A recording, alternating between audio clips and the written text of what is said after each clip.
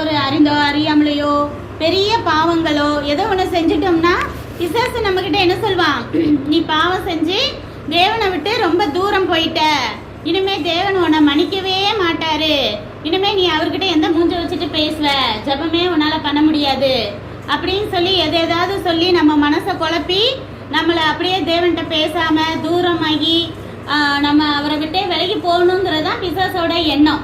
ஆனா தேவன் அப்படி இல்லை, நம்ம பாவமே செய்யக்கூடாதுங்கிறதான் தேவனோட ஆசை.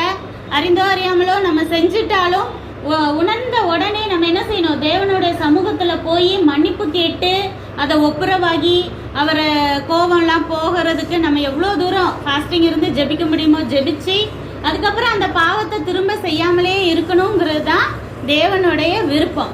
சரியா?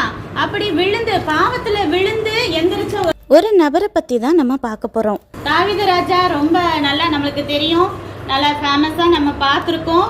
அவர் என்ன செய்யறாருன்னா, ஒரு நாள் யுத்தத்துக்கு எல்லாரையும் அனுப்பி வைக்கிறாரு.